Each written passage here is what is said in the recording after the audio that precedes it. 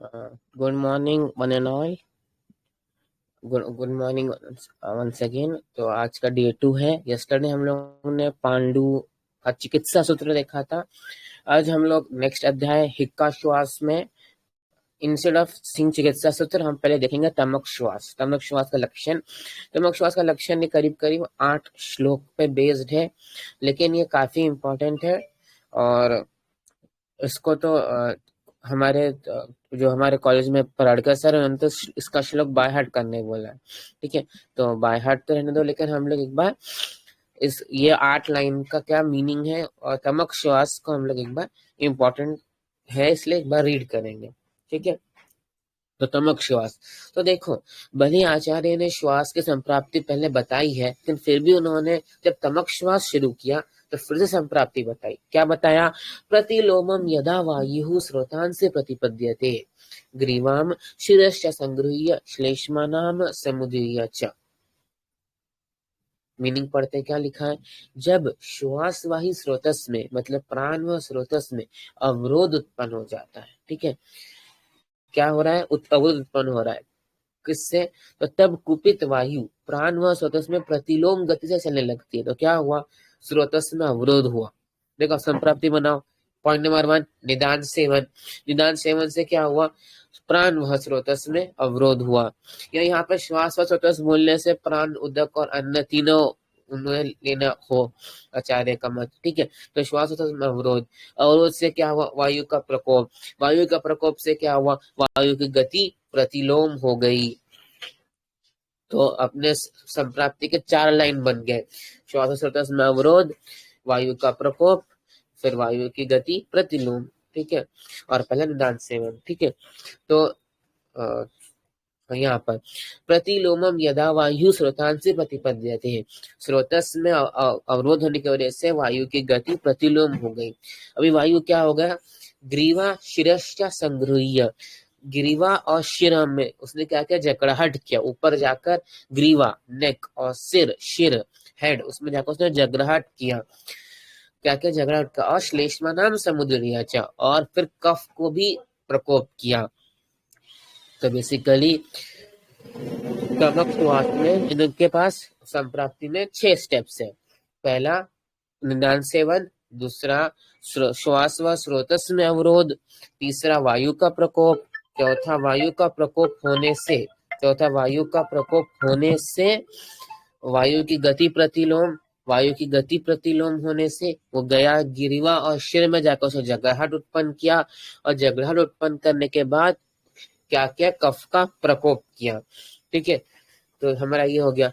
तो हम लोग इस लाइन को, ये जो पहली 2 लाइन है, अगर उसने तमक श्वास की संप्राप्ति पूछ लिया तो ये 2 लाइन लिखनी पड़ेगी। तो हम लोग इसको 3 बार पढ़ते हैं।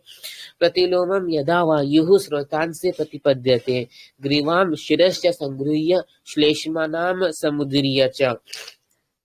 प्रतिलोमम यदा वायु स्रोतांसि प्रतिपद्यते ग्रीवाम शिरश्च संगृह्य श्लेष्मानाम समुद्रीय च। प्रतिलोमम यदा वायु स्रोतांसि प्रतिपद्यते ग्रीवाम शिरश्च संगृह्य श्लेष्मानाम समुद्रीय च। ठीक है, तो हम समझ गए कि संप्राप्ति कैसे हो रही है।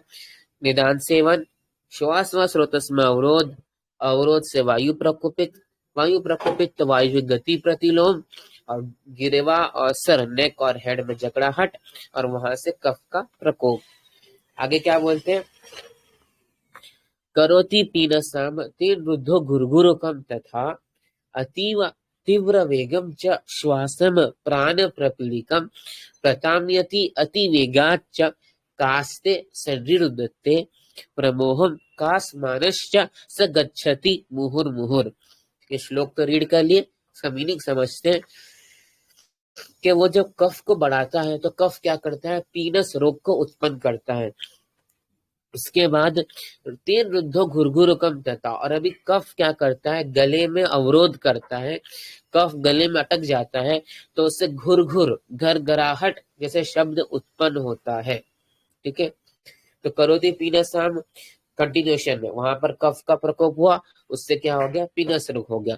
अभी कफ बढ़ा हुआ है तो वो अवरोध उत्पन्न करेगा, तो उससे घुर घुर क्या होगा, घरघराहट शब्द उत्पन्न होगा। तो करोति पीनसाम तेन रुद्धो घुरघुरुकम तथा, फिर इतना क्लियर है। फिर अतीव तीव्र वेगम च श्वासम प्राण पीड़िकम, फिर अत्यंत तीव्र वेग से प्राण में पीड़ा पहुंचाने वाले श्वास के वेगों को बढ़ाता है। मतलब कि अभी ये पीनस रोग हो गया, कफ से गगराट शब्द हो गया, और अभी ये सब जो पूरी ऊपर की संप्राप्ति वो क्या करती है, वो ऐसे श्वास को उत्पन्न करती है जो कि प्राण प्रपीड़िकम है, प्राण को घात पहुंचाने वाली है। ठीक है, तो हमारी ये स्टार्टिंग की जो कितनी लाइन है, 4 लाइन्स है, इसमें अपनी पूरी संप्राप्ति अपने को फ्लो चार्ट है, पहले श्लोक लिखना है, फिर उसका मीनिंग लिखना है। तो पहले ये प्रतिलोमम यदा वायु स्रोतान से प्रतिपद्यते ग्रीवम संगुरे श्लेष्मना समुद्री, अच्छा इसका तो मैं पॉइंट डिस्कस कर चुका हूँ। अभी इसमें हमने पीनस उत्पन्न किया, पीनस फिर उसी कफ ने अवरोध से घुरघुर शब्द उत्पन्न किया, गड़गड़ाहट, और इससे क्या हो जाएगा, इससे अपना तमक श्वास उत्पन्न हो जाएगा जो कि तीव्र वेग वाला है और प्राण प्रपीड़िकम, प्राण को नाश करने वाला है। ठीक है, तो ये 2 लाइन हो गई। करोति पीनसाम तेन रुद्धो घुरघुरुकम तथा अतीव तीव्र वेगम च श्वासम प्राण प्रपीड़िकम, करोति पीनसाम तेन रुद्धो घुरघुरुकम तथा अतीव तीव्र वेगम च श्वासम प्राण प्रपीड़िकम, करोति पीनसाम तेन रुद्धो घुरघुरुकम तथा अतीव तीव्र वेगम च श्वासम प्राण प्रपीड़िकम। अभी हम देखेंगे कि आगे क्या होगा। आगे जब श्वास का वेग अत्यंत बढ़ जाता है तो मनुष्य का शरीर टेढ़ा हो जाता है। यहाँ जो वर्ड है प्रताम्यति, तो प्रताम्यति मतलब शरीर का टेढ़ा हो जाना, अति वेगाच वो अति वेग से होगा, और साथ में कास्ते संनिधते, और बार बार खांसी आती है, और फिर खांसी का वेग संनिधते, उसका कास का वेग अटक जाता है, रुकावट आ जाती है। देखो यहाँ पर सीधा लिखा हुआ है कास्ते सन्निधते अति वेगाच कास, अति वेग में कास आएगा, फिर सन्निधते, फिर कास का वेग भी अटक जाएगा। ठीक है, तो क्या होगा, सबसे पहले प्रताम्यति शरीर टेढ़ा हो जाएगा, अति वेगाच कास, अति वेग में कास आएगा, फिर सन्निधते, फिर कास जो है वो अटक जाएगा। प्रमोहम कास मानश्च स गच्छति मुहुर्मुहुर्, और अगर कास का वेग बढ़ जाएगा तो प्रमोह, प्रमोह मतलब रोगी बेहोश हो जाएगा, मुहुर मुहुर गच्छति मुहुर मुहुर बार बार। ठीक है, जो कास का वेग जोर जोर से आएगा, बहुत बार आएगा, तो उससे वो बेहोश हो जाएगा। ठीक है, तो ये 2 लाइन अपनी, प्रथाम्यति अति वेगाच कास्ते संहृदते प्रमोहम कास मानश्च स गच्छति मुहुर मुहुर। इजी है, प्रॉपर उसको अलग करके पढ़ना है। प्रताम्यति अति वेगाच, देखो प्रताम्यति अलग, फिर अति वेगाच कास्ते संहृदते प्रमोहम कास मानश्च स गच्छति मुहुर मुहुर, प्रताम्यति अति वेगाच कास्ते संहृदते प्रमोहम कास मानश्च स गच्छति मुहुर मुहुर। हम लोग अभी 6 लाइन्स देख लिए श्लोक के। तो श्लोक कैसा स्टार्ट हो रहा था, प्रतिलोमम यदा वायु स्रोतांसि प्रतिपद्यते ग्रीवाम शिरश्च संगृह्य श्लेष्म नाम समुद्रीय च करोति पीनसाम तीन रुद्धो घुरघुरुकम तथा तीव्र वेगम च श्वासम प्राण प्रपीड़िकम प्रताम्यति अति वेगात् च कास्ते संहृदते प्रमोहम कास मानश्च स गच्छति मुहुर मुहुर। तो तुमने तमक श्वास में कास का वेग के बारे में बढ़ाने के बाद अभी वापस तो आगे और लक्षण बताएंगे। श्लेष्मानि उच्चमानि तु भ्रूषम भवति दुखितः, श्लेष्मानि उच्चमानि तु भ्रूषम भवति दुखितः। तो श्वास के वेग बढ़ जाने से जब तक कफ का नाश नहीं होता तब तक रोगी को अधिक कष्ट होता है। मतलब जो कफ है, जो बलगम है, उसका जब तक नाश नहीं होता तब तक रोगी को अधिक कष्ट होता है। श्लेष्मानि उच्चमानि तो भ्रूषम भवति दुखितः, ठीक है, जब तक श्लेष्मा के बढ़ने की वजह से, कफ के बढ़ने की वजह से बहुत दुख होता है। ठीक है, तस्य एव च विमोक्षान्ते मुहूर्ते लभते सुखम, ये लाइन बहुत इंपॉर्टेंट है। तस्य एव च विमोक्षान्ते मुहूर्ते लभते सुखम, आपको कुछ नहीं याद रखना है, ये लाइन तो याद रखनी है। विमोक्षांते मुहूर्ते लभते सुखम। यदि संयोगवश कफ निकल जाता है तो एक मुहूर्त के लिए उससे सुख का अनुभव होता है। मतलब जब रोगी के गले से कफ निकलता है तो उसको उस मुहूर्त के लिए एक सुख का अनुभव होता है। विमोक्षांते मुहूर्ते लभते सुखम। ठीक है। श्लेष्मानी उच्चमानी, तो भृशम बहुत दुखिता, श्लेष्मा की वजह से बहुत तकलीफ होती है, बहुत दुख होता है। इसके लिए विमुख शांति मुहूर्ते लभते सुखम, जैसी वो मोक्ष होता है, जैसी वो निकल जाता है तो उस क्षण के लिए सुख का प्राप्ति होता है। फिर अगली लाइन, अथास्य उध्वंस्तः कंठः क्रुच्छात शक्नोति भाषितम। मीनिंग क्या है कि उस व्यक्ति के गले में सरसराहट, मतलब उस गले में सरसराहट से अंदर कुछ चला गया, कुछ खुजा रहा ऐसा लगता है।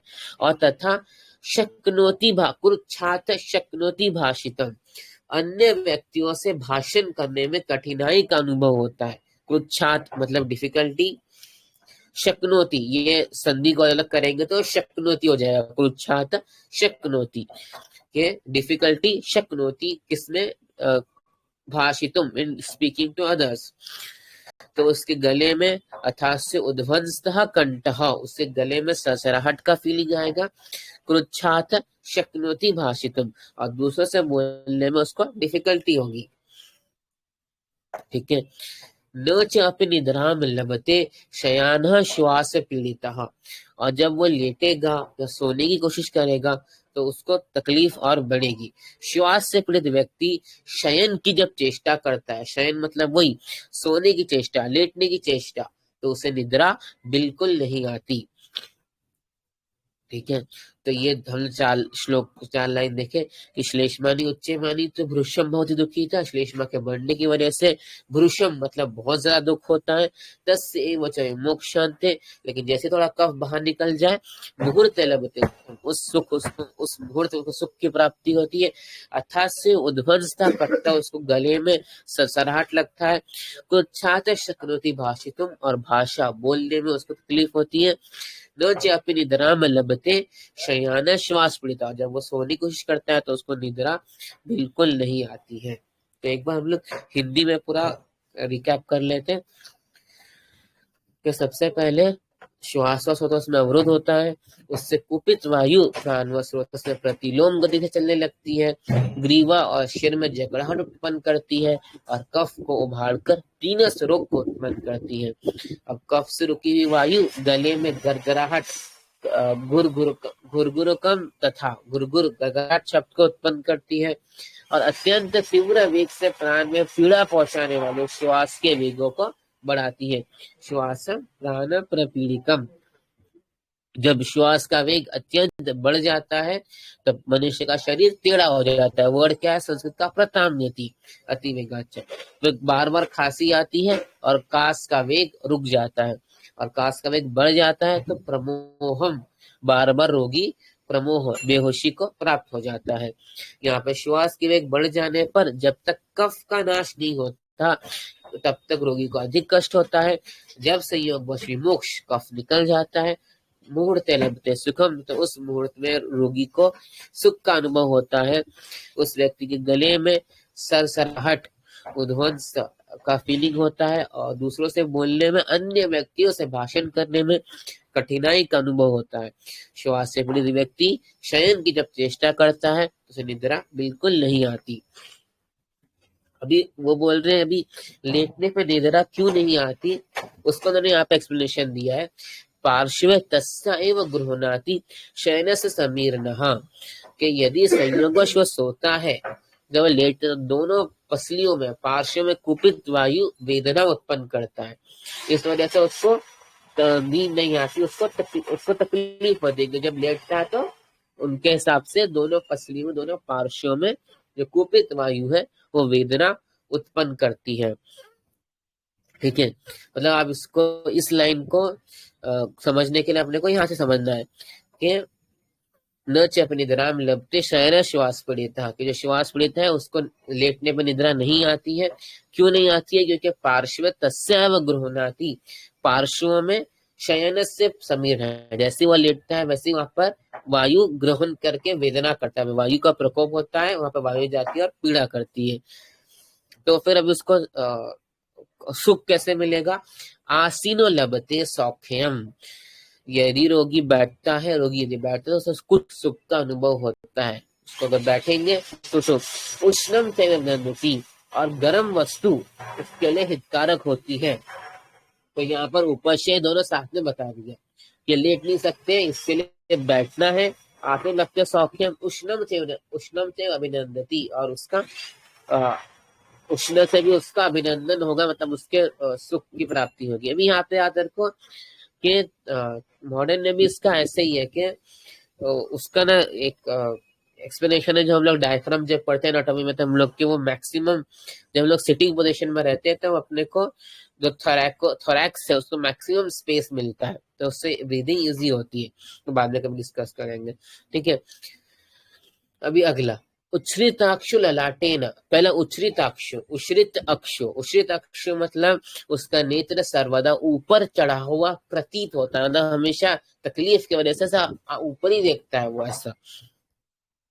ललाटेन स्विदता, उसका जो ललाट है, फोरहेड है, वो पूरा पसीना रहता है।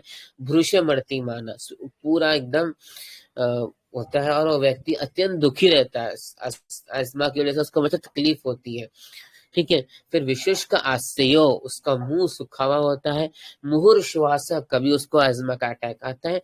मुहुर अवधाम्यति, कभी कभी वो नॉर्मल रहता है, ठीक है। तो उसका मुख सुखा हुआ होता है, बार बार श्वास का वेग बढ़ता है और रुक जाता है। तो ये जो लाइन्स है ना कि आसीनो लपते सौख्यम उष्णम च अभिनंदति, कि वो बैठता है तो उसको सुख की प्राप्ति होती है। फिर मुहुर्श्वास मुहुर्चैव अवधम्यति, ये सब इम्पोर्टेंट है, ठीक है। यानी कि अभी 16 लाइन का श्लोक है, तो बहुत लोगों को ये श्लोक मतलब पूरा याद करना पॉसिबल नहीं है, ठीक है। तो इसमें मैं जो है वो इम्पोर्टेंट वर्ड्स जो आंसर में दिखने चाहिए वो मार्क करते हैं, ठीक है। सबसे पहले प्रतिलोम यदा वायु, के वायु का प्रतिलोम गति होता है, वो वर्ड होना चाहिए कि वायु का प्रतिलोम गति है, ठीक है। करोति पीनसाम तेन रुद्धो घुरघुरकम, तथा ये वाला कि घुरघुर शब्द आता है। और फिर श्वास प्राण प्रपीड़िकम, श्वास जो है वह प्राण को पीड़ा करता है, ठीक है। फिर प्रताम्यति, मतलब शरीर का टेढ़ा हो जाना, वो वर्ड इंपॉर्टेंट है। फिर ये वाला विमोक्षांते मुहूर्ते लभते सुखम, जब कफ बाहर निकल जाएगा तो उसी क्षण में विमोक्ष, कफ के बाहर आने को विमोक्ष होने से मुहूर्ते लभते सुखम, तभी अपने को मुहूर्त में सुख प्राप्त होगी, उसी मुहूर्त में से थोड़ी देर के लिए, ठीक है। फिर ये वर्ड है यहाँ पर न चप निद्राम लभते, इसका नहीं। फिर यहाँ पर आ जाओगे तो आसीन लभते सौख्यम उष्णम, के बैठने में सुख की प्राप्ति होती है। और मुहुर श्वास मुहुर्च अवधामति, के वेग कभी आता है कभी नहीं आता, मतलब इन्होंने यहाँ पर इनडायरेक्टली बता दिया कि तमक श्वास की दो अवस्था है, वेगवान और अवेगवान, ठीक है। अब लास्ट में उन्होंने बताया कि ये बढ़ता किससे, ये दो लाइन बता दिया कि कम किससे होता है, अभी बताएंगे कि बढ़ता किससे।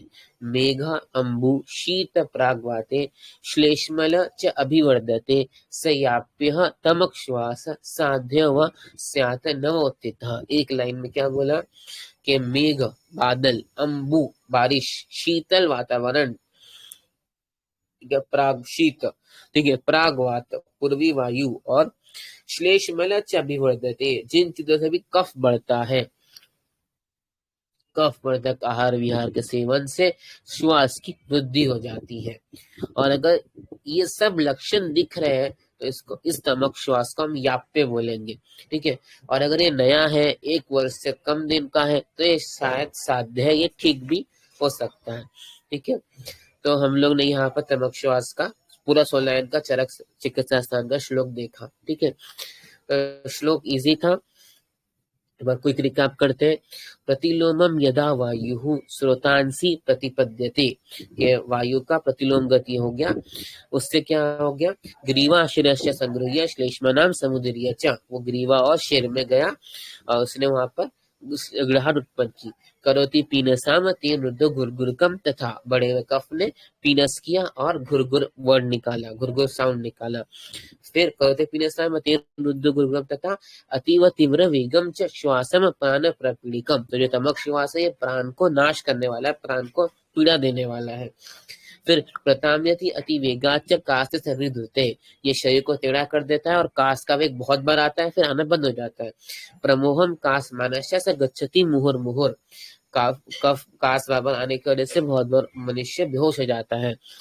उसके बाद फिर श्लेष्मानी उच्चमानी भ्रूषम तो भवती दुखीतः, के श्लेष्मा के बढ़ने की वजह से व्यक्ति दुख में होता है।